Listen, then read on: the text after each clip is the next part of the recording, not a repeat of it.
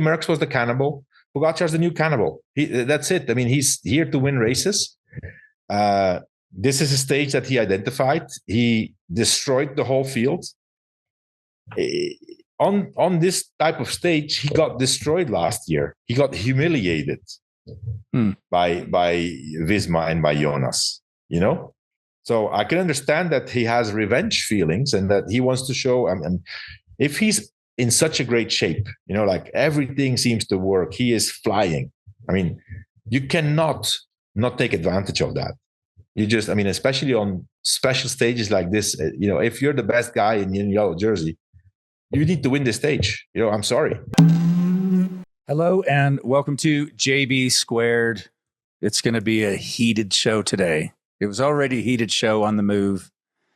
And of course, I, like everybody else, is going, what is Johan Bruneel going to say after today's stage? I'm dying to know, just like you are. Welcome to JB Squared. I am JB Hager. I'm joined by Johan Bruneel.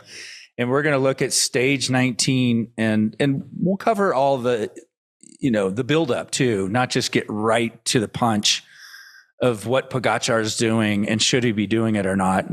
We are going to cover that. But first, thank you very much to Ketone IQ, our title sponsor for JB Squared this year. We're knocking out our ketones before every show, gives us a little bit of an edge. There we go.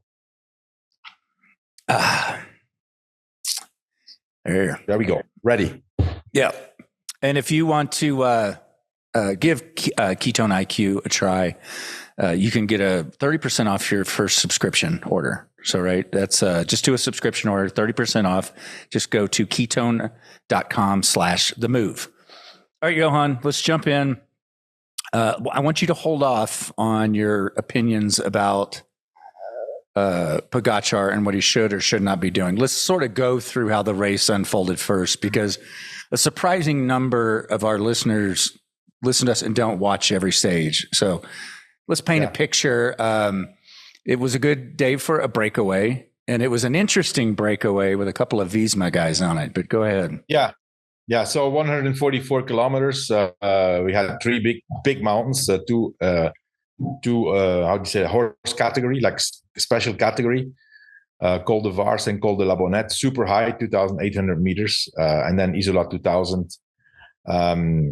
So super hard race, super hard stage, 4,400 meters of elevation. Before we get into the stage, JB, I want to, I did some research, because I was thinking back. I remembered I did Col de la Bonnette, which Col de la Bonnette is a special. You will never forget this climb because it's so high. So I found this profile. The last time the Tour de France actually went up this climb from that side was 31 years ago, 1993. And we did the exact same stage plus the Col de l'Izoard, which is a huge climb.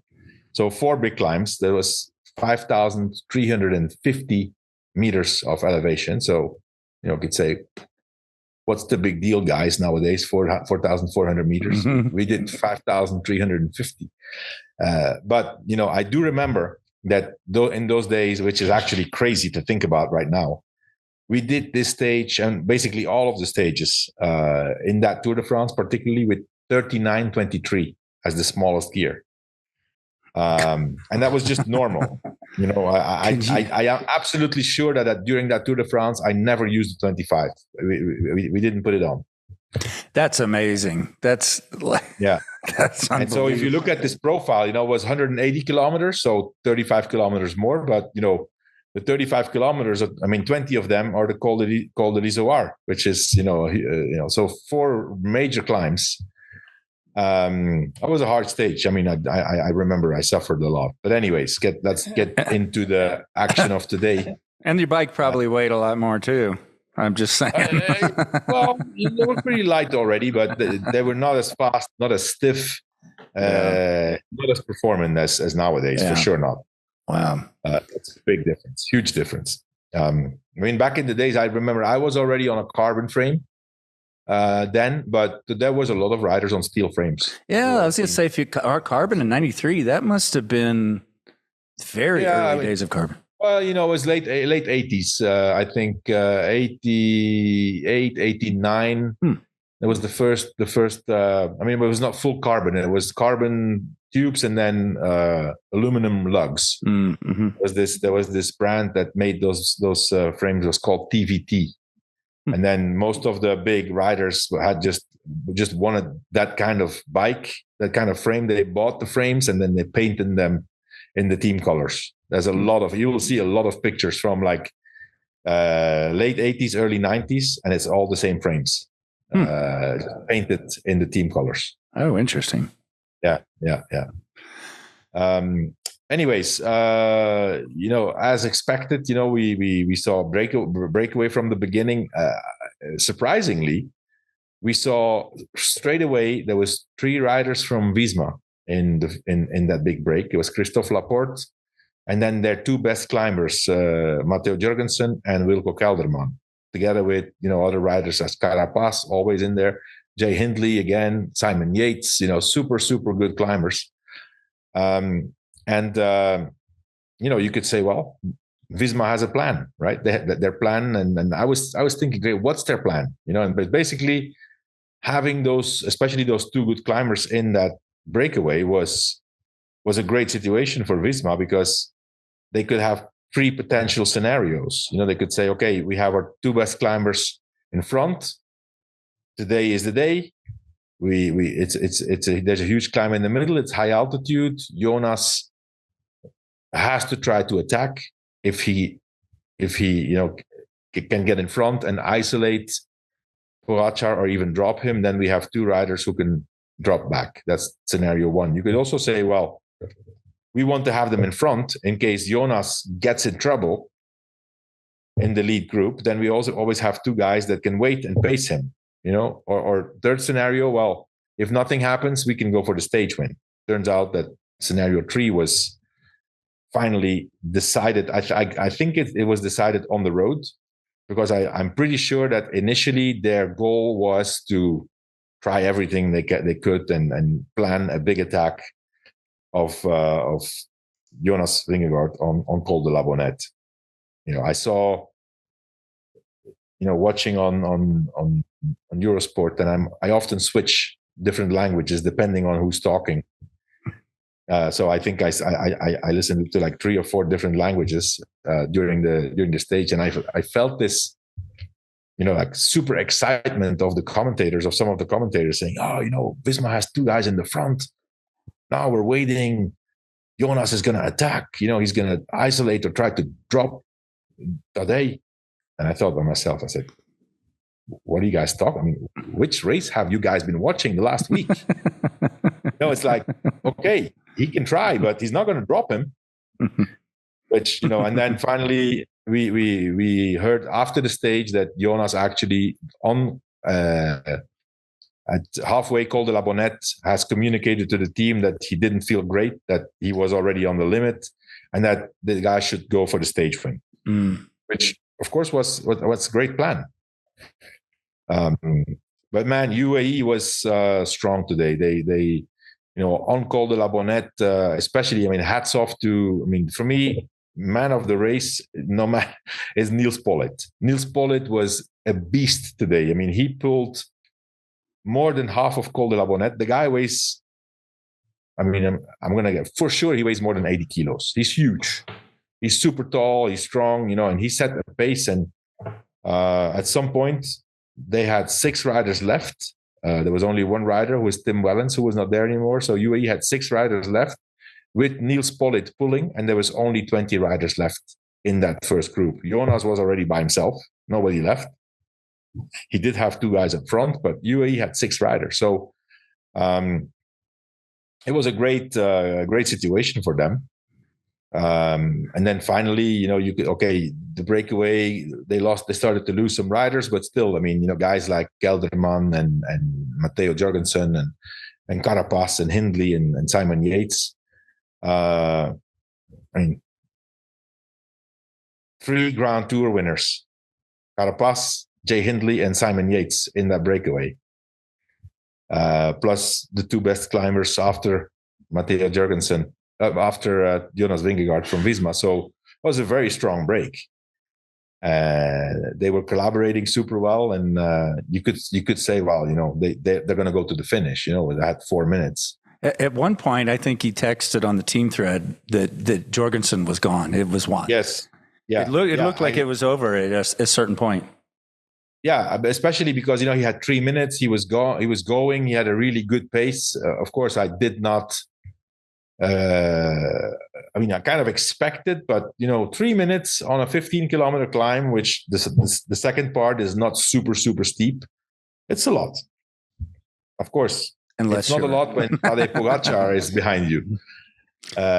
So yeah, that didn't really matter that much anymore. But as soon as they got to the bottom of Isola 2000, you could see, okay, these guys want to win the stage. And let's not forget, I saw an interview of Tadej Pogacar before the stage. He did say that this was the stage. This is the stage they've been training on. I've said it yesterday that they had the training camp there, and that this is the Queen stage. And they want to try to win the stage if it's possible. So, yep. So no one should have been surprised by that. I don't think so. No.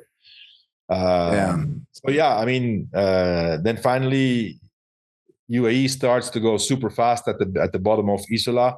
Adam Yates sets a fast pace. There's only 5 or 6 guys left, and then with 8.5 kilometers to go, Pogacar goes. It's come to a point now, JB, that he's so dominant that he doesn't need to even get out of the saddle anymore to attack and drop them. He just went past Adam Yates and he was gone. And there you could see really Jonas did not react at any time, nor did he go in second position. He straight away went to the wheel of Remco and just controlled that wheel. There that's it's game over. That's it. I did notice that. Yeah, I'm impressed by Remco. Remco's been amazing this tour. But Jonas, some of the stuff you're saying, and then watching him just having to sit on Remco's wheel to just save as much time as he could, it all explains more of why he had such a breakdown at the end. He was very emotional. Mm-hmm. Yeah. And now that I think about it, I didn't think about it earlier this morning. Now that I think about that emotional breakdown, he wanted to attack today, I bet. Yeah. And he just couldn't do it. You know what, JB? I think that's very relative, that thought. You could say, okay, we're going to try. This is our plan. But listen, after 18 stages, deep down, it's not going to happen. It is not going to happen. Everybody knows where their limits are right now. They know who's 0.5% stronger. They know who is 2% stronger. They know everything. So we're not going to see all of a sudden something that we haven't seen yet until now. So they have to say, okay, this is our plan. We have to try. But you could also see already from the team management from Visma, they already knew also that it was super, super highly unlikely that something like that would happen. But listen, at least they tried. They set up the plan, and then let's say tactically, you have to say today they rode perfectly. They created a situation that they could use in 3 different scenarios. So that was great riding from them. But then, just to paint a picture for our listeners, if you didn't see it, so Jorgensen's a couple minutes up, and you're thinking maybe, but when Pogacar was ready to reel it in, it was like he was in a different race. He reeled them in so fast. Like you said, he went by Yates, he went by Carapaz. It was night and day difference, the speeds. Yeah. It was, and you could clearly see also because he attacked with 8.5K to go. I think, if I remember correctly, it was just under 3 minutes with Matteo Jorgensen. You could say, okay, he attacks to make a difference with his main rival, with Jonas, right? Which he did. It was impressive. He took, in the first 800 meters of that attack, he took 30 seconds on Jonas and Remco in 800 meters time. And then he just kept going and going. He was flying. But it was not just after 2-3 kilometers into that attack, let's say with 5K to go, he kept taking time on Jonas and Remco. He said, okay, mission accomplished, right? But you could see he was on a mission. His demeanor was forward to go and get that stage win. There was nothing going to stop him. By the way, I mean, you could clearly see. I mean, I think he catches Matteo with like 1.5K to go, 1.7K to go. Like that's when he attacked. That was a real attack. He attacked when he passed just to make sure that he couldn't get into the slipstream. Yeah, I did notice that. Yeah, that's good riding, right? That's how you're supposed to do it. Don't even let them think about jumping on your wheel, right? No. I mean, listen, we're all, of course. I mean, we're fans of Matteo, and Matteo is, he's been on our show, and we want to see him win. But unfortunately, today, UAE and Pogacar had other plans, and I just want to get in a little bit. I mean, I know that George was on the move, and backed up by Lance saying, it's not good what Pogacar does, and I can understand that. I mean, we're all disappointed that Matteo didn't win. But if you look at it from a distance, I was thinking when I was listening to the podcast, I said, George, please, man, you need to grow a pair. You need to. I mean, this is. Listen, Pogacar is the new Cannibal. That's it. Eddie Merckx was the Cannibal. Pogacar's the new Cannibal. That's it. I mean, he's here to win races. This is a stage that he identified. He destroyed the whole field. On this type of stage, he got destroyed last year. He got humiliated by Visma and by Jonas. So I can understand that he has revenge feelings and that he wants to show. And if he's in such a great shape, like everything seems to work, he is flying. I mean, you cannot not take advantage of that. You just, I mean, especially on special stages like this, if you're the best guy in yellow jersey, you need to win the stage. I'm sorry. That's just the cruelty of top sport, right? I mean, you can't. He's not in here to give gifts. I'm pretty sure tomorrow, for example, they're not going to go for the stage win. But today they were on a mission. Before the start, I think everybody knew that UAE was going to ride to win the stage. So I don't know why everybody's so surprised. You know what it just made me think of now? It's like people love boxing matches, right? Some of the most money exchanged for two people in all of sport. And how do they build the hype? They put them in the same room and let them push and shove each other just to build the hype. Yeah. And that's what builds all the anticipation from that. JB, I mean, like if you look, I mean, if I put myself, I'm trying to transport myself into the tour, right? And put myself on one of those two teams. It's UAE versus Visma. Listen, they're in the middle of the biggest event of the world. They have worked towards this. It's their big goal.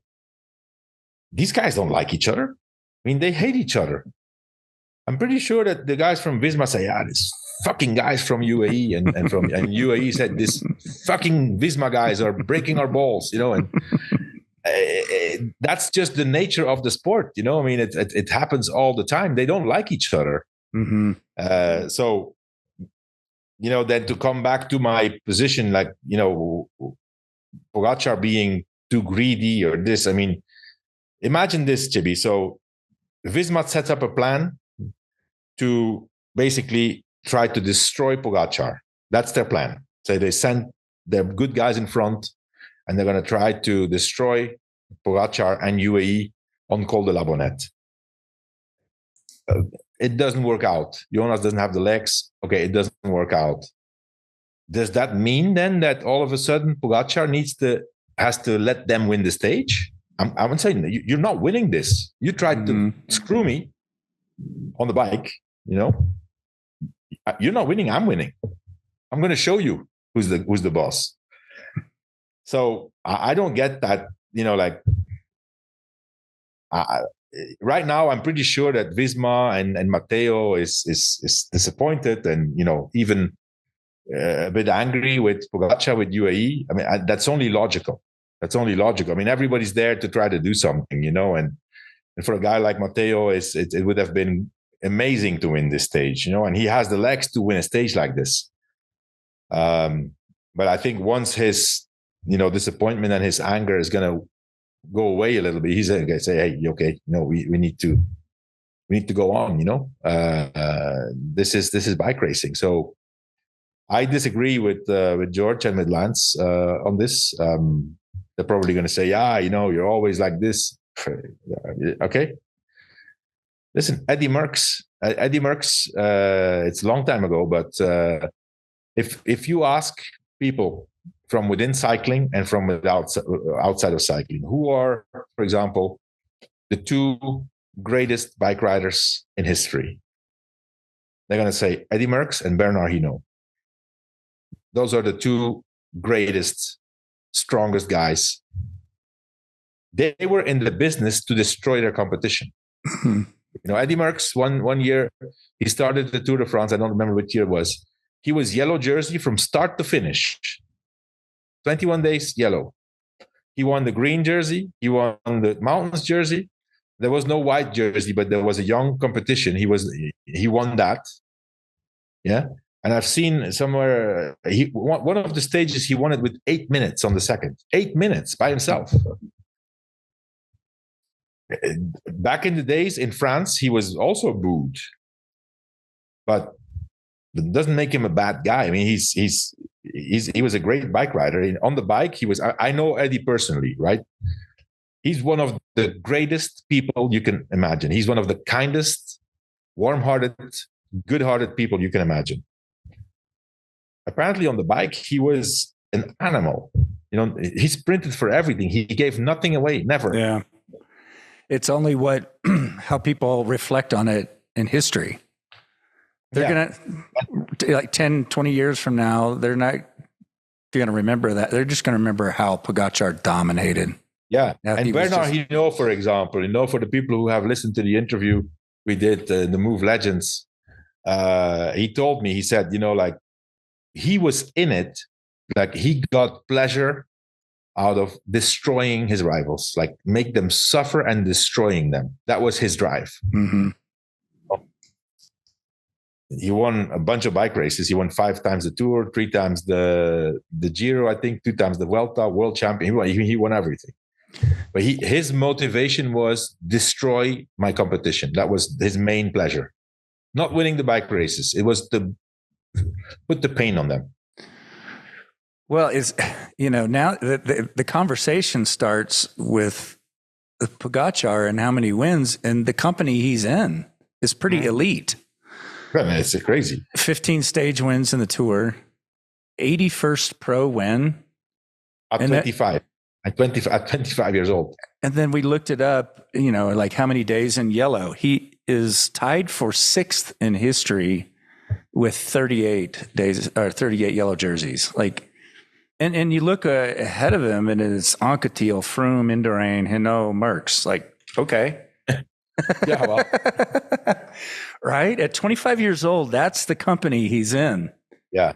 I think there's a guy from Texas who also had a few yellow jerseys. He's not on that official list, but I've seen all of those jerseys being put on his back. Yeah, I think he's technically, well, he would be 3rd or 4th, something like that. Yeah. But it's even he's like way ahead of Le Mans. Le Mans was 18th on that list. Yeah. So well, they called Eddie Merckx is called the Cannibal because he wanted to win everything.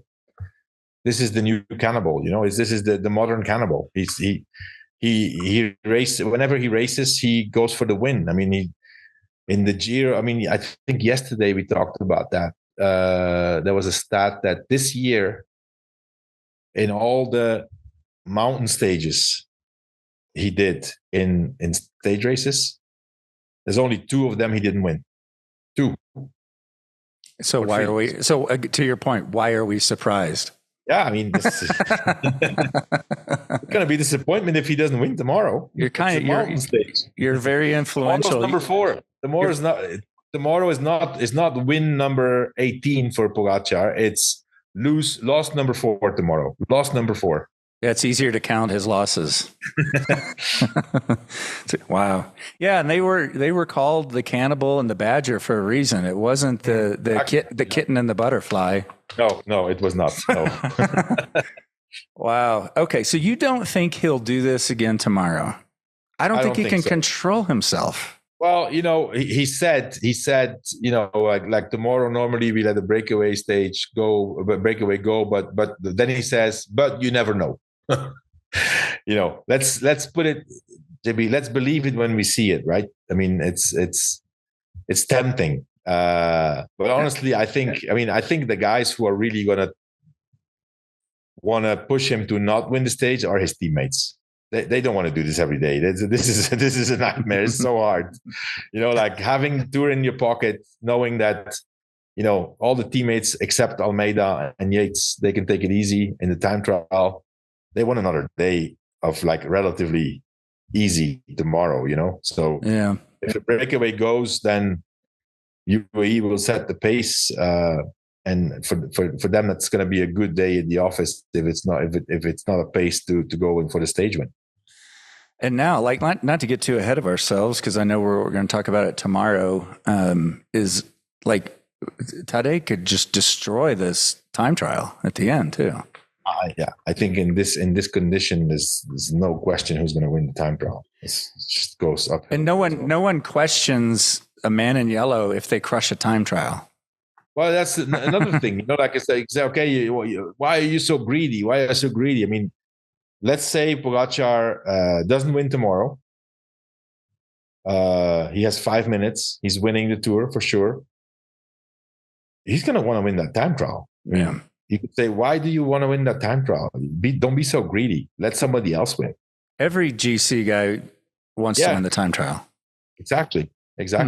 You've swayed my opinion, Johan. What's the difference between trying to win a mountain stage and winning a time trial? There's no difference. Yeah, there's no difference. Yeah, I mean, not in my book at least.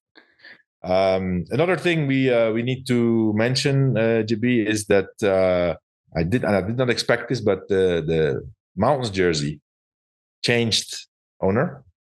Carapaz, again in the breakaway today, has now the mountains jersey and most likely will have the mountains jersey in Nice in the final day. That's big for that team. Huge. I mean, and that just that one rider too. Yeah, yellow jersey, stage win, and now the mountains jersey when taking it to the finish. That's big. I mean, Carapaz is just he's on a mission. He wants to finish this tour, the best he can. I mean, he started a bit. He did take the yellow jersey that day, but you could see it was not the usual Carapaz. But he's in all these breakaways. Tomorrow he's going to be. I mean, there's absolutely no possibility, JB, that Carapaz is not in the breakaway tomorrow. That's just not happening. He's going to go in the breakaway and he will mark points at least on the first 2 or 3 climbs. And I liked seeing him coming back, and it made me think about the Vuelta. I didn't see it on his schedule. And again, getting ahead of myself, do we know who some big names are that are committed to the Vuelta? The top guys? Sepp Kuss is defending his title. I would expect, not sure, I haven't seen confirmation. I would expect if Primoz recovers that he's going for the Vuelta. Then Enric Mas, of course, he's been 3 times second. There's another stat here I have, JB, is funny. It's from Dan Lloyd. You know who Dan Lloyd is, right? From GCN. Mm-hmm. He tweeted out, it's funny actually, if Tadej Pogacar was a team on his own, just him, he would currently be sitting in 10th place in the 2024 World Tour team win rankings and 1 place in front of the whole team of Ineos. Ooh. So Tadej Pogacar by himself is better than the whole Ineos team together in terms of wins and points. It's crazy. And we've talked about it already on this show, but Ineos going home empty-handed is like That's, I mean, and today you could clearly see, you know, Carlos Rodriguez is not on the same level as last year. He's trying, but, you know, he's just, I don't know if he even, I don't know if he lost. No, he's still in sixth. But, you know, I think he was only a few seconds behind Mikel Landa. Now he's 2 minutes behind Mikel Landa. So that's going the wrong direction. Landa, I have to say, Landa is surprisingly good. You know, he's there for Remco when he needs him, and he's in fifth position, and he's only he's less than 25 seconds behind fourth place. So here's a guy who said that he's going to try to gain time on Almeida tomorrow. So that's going to be interesting. And you know, Matteo Jurgensen enters the top 10 again. He's going to stay there. I think he'd rather have a stage win than top 10. Yeah, of course. But that's still really good. Yeah, I mean, ninth place and Derek G. I mean, he's really, really surprising me. Derek G holding on to eighth place, fighting for his dear life. I saw the poor guy. I saw images of him on his team's social media. Like 1-2 minutes after the finish. I mean, you feel so bad for those guys. He was like, he could not say one word. He could not say one word. Just like basically looking, okay, where am I? Where am I? He was really, really, really empty. But he's hanging on to that eighth place. I would not have expected that. He did finish third in the Dauphiné, but I thought that he would drop down a bit. And I mean, for him to be top 10 in the Tour, that's huge. And for that team also, by the way. Okay. And we didn't, any thoughts on Soudal? We haven't talked about that. We've spent so much time on Visma UAE, but Soudal's coming out with a great tour. Yeah. I mean, for a team that doesn't have a history of Grand Tours, I mean, they have two guys in the top 5, which is, I mean, they would never have expected this. So, I mean, great to see them. And also like great team support, you know, like because until quite far into on the last climb, they still had another guy. They had Jan Hirt also. So there were 3 Soudal Quickstep guys there. So they're obviously, I mean, in great shape. I mean, it always, if the leader is in good shape and rides well, it's contagious. And then other guys go beyond their limits to try to support him, but it's good to see them. Yeah, it is good. It seems like just a few years ago we were like, oh my God, it was not Soudal Quickstep, it was Deceuninck Quickstep, but we were like, they already have 30 some wins and we're only halfway into the season. And then now that they're quiet in the spring, which is abnormal. Normally anything Quickstep related over many years is dominant in the spring, not so much this year. So this is big. Yeah. No, that's good. Really good performance. Great tour for them. Yep. Okay. You ready for Ventum Trivia? Yep. All right. Just a couple more days to enter to try to win a brand new Ventum NS1. And we're not going to put an 1123 on there. Let me tell you, I have a Ventum, I have a GS1. The gears I have, man, it's a dream. It's a dream. It's a one by, and then I have the Explorer cassette, and from 10 to 44. It's, you know, you go anywhere you want with that bike. Yesterday's question was: it's widely known that Remco Evenepoel was a soccer star before his cycling career. What other endurance event did he compete in 2016? Bonus if you know the time. It was the Brussels Half Marathon that he finished in a time of 1:16 minutes. That's very fast. 13th overall. Wow.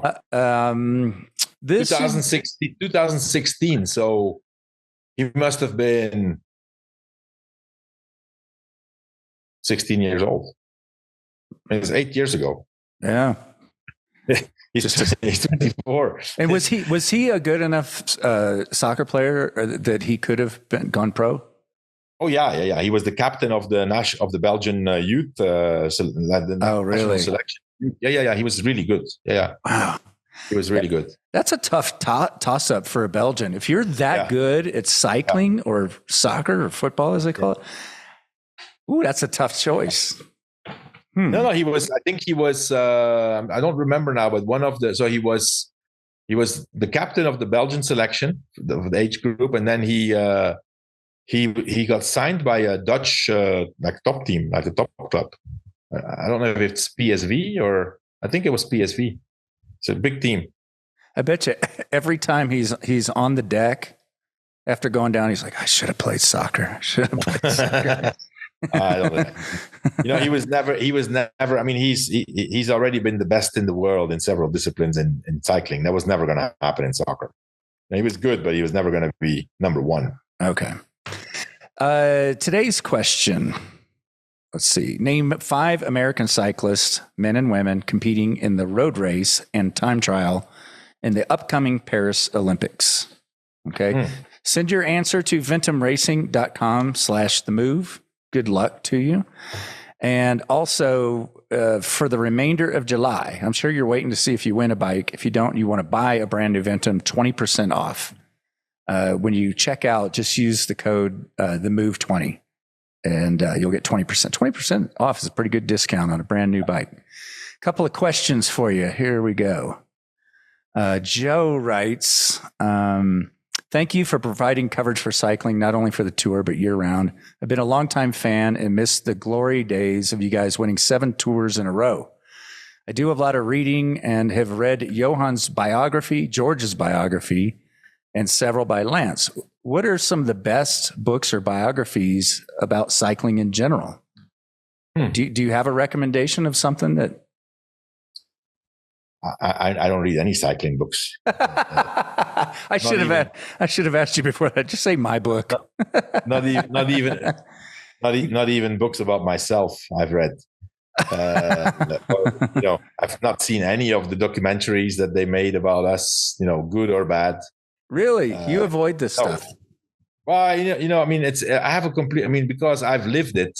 Yeah. And I know exactly what happened and how it happened. And it's, I've started watching one of them and I said, you know what? I mean, they're taking this into a direction that this is not the way it happened. Yeah, so I get frustrated. I said, you know what? I don't want to see it. It's just,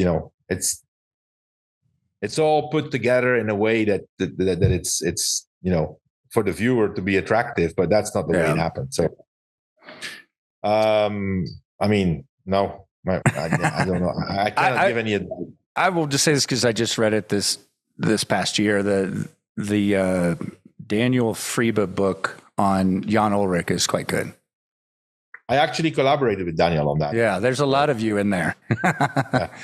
It's very good. It's very good. In fact, I learned from that book talking about rivalries like Visma and UAE. I mean, you guys had the rivalries like that, and there's a lot of fuel that comes from that, right? Oh, it was Postal versus T-Mobile or Telecom.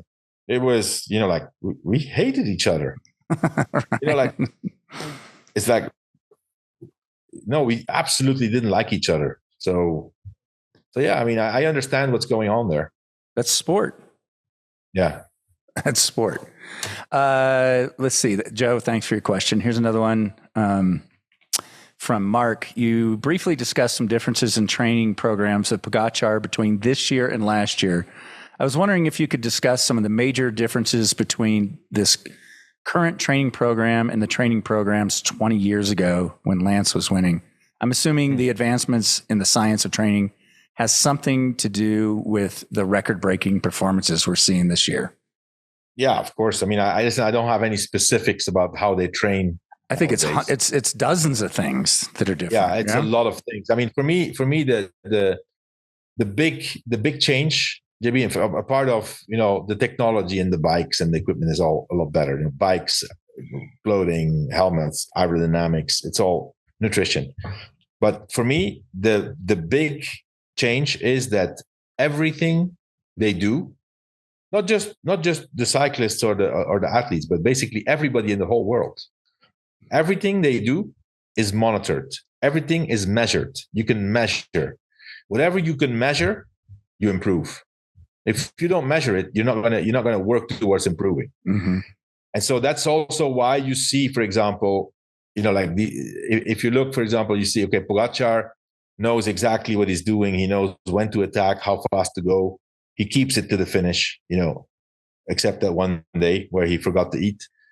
But if you look at Remco, for example, and even Jonas, they're not breaking down. I mean, once they get to their limit and they see that that's their limit, and they can't follow Pogacar, they just go down a tiny bit, like 0.5%, and they keep that same effort until the finish. And it's like that with everything, whatever you measure, you improve. And I think that's the whole, measuring your effort is the biggest advancement, in my opinion. Everybody who rides a bike, you go out on your bike, you're on Strava, you look at your times, you try to do a better time, you push yourself. Everybody at their own level. But I mean, imagine these guys, they measure their performance, their heart rate, their calorie consumption, their body temperature, how much they have to refill in terms of minerals and liquids. That's what I was thinking. The recovery, all the different systems for recovery that have just come around in the last 10 years. Yeah. It's pretty insane. I know it used to just be like legs up on the bus, right? And now they've got all these mechanisms and supplements and ways to recover. Well, I mean, that's also why, for example, listen, today they're all dead. Yeah. All these guys that fought for the stage today, they're all empty. We're going to see these same guys tomorrow in the break. It's all going to be the same guys. They're all going to be recovered.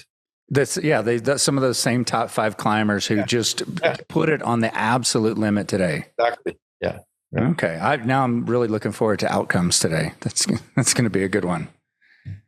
Cool. We'll wrap it up here. Send any questions. Just a couple more days left. TheMove@wedo.team. And I don't know if you heard, Johan, we are going to have, it's kind of on the heels of the question that we just got from Mark. Bobby Julich is going to join the show tomorrow to talk about, because he's a very active coach with very good riders. Yeah. And he's going to give us an idea of the training differences now and what he's applying with riders versus that era, that same era. Yeah, it'll be very, very good. He's kind of a mad scientist.